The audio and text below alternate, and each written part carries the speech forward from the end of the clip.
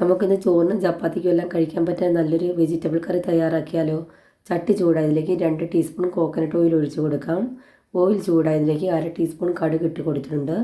കടുകെല്ലാം നന്നായി പൊട്ടി വരുമ്പോൾ ഇതിലേക്ക് ഒരു 3 വറ്റൽമുളക് ചേർത്ത് കൊടുക്കാം. ഇനി ഇതിലേക്ക് നമുക്ക് വെളുത്തുള്ളി ചേർത്ത് കൊടുക്കാം. ഒരു 8 വെളുത്തുള്ളിയാണ് എടുത്തിരിക്കുന്നത്. ഇതുപോലെ നീളത്തിൽ കട്ട് ചെയ്തെടുത്തതാണ്.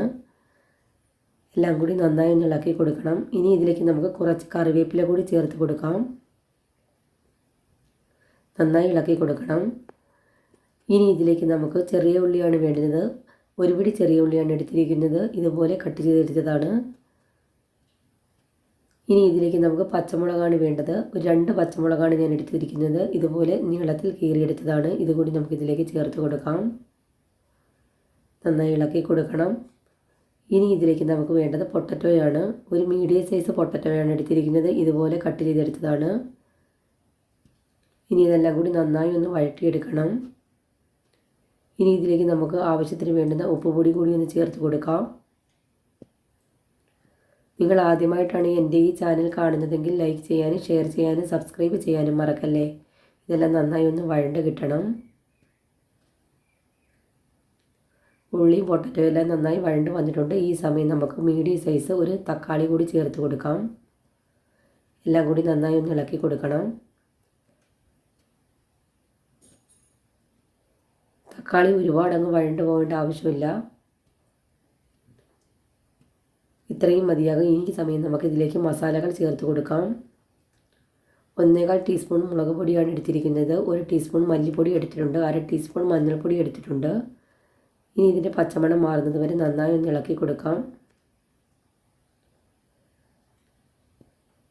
ചോറിനും ചപ്പാത്തിക്കും എല്ലാം കഴിക്കാൻ പറ്റുന്ന നല്ലൊരു ഡിഷാണിത്. എല്ലാവരും ഒന്ന് ട്രൈ ചെയ്ത് നോക്കണം. ഇത്രയും മതിയാകും. ഇനി ഇതിലേക്ക് നമുക്ക് ആവശ്യത്തിന് വേണ്ടുന്ന വെള്ളം കൂടി ചേർത്ത് കൊടുക്കാം. അതിന് മുമ്പ് നമുക്ക് കുറച്ച് പുളിവെള്ളം കൂടി ആഡ് ചെയ്ത് കൊടുക്കാം. ചൂട് വെള്ളമാണ് എടുത്തിരിക്കുന്നത്. നിങ്ങൾക്ക് ഗ്രേവിക്ക് അനുസരിച്ച് വെള്ളം ചേർത്ത് കൊടുക്കാവുന്നതാണ്. ഇനി ഇതെല്ലാം കൂടി നന്നായി ഇളക്കി യോജിപ്പിച്ച് കൊടുക്കണം. ഇനി ഇതൊരു 10 മിനിറ്റ് നേരം മീഡിയം ഫ്ലെയിമിലിട്ട് നമുക്ക് കുക്ക് ചെയ്തെടുക്കാം. ഇതിലേക്ക് നമുക്ക് കുറച്ച് ഉപ്പുപൊടി കൂടി ചേർത്ത് കൊടുക്കാം.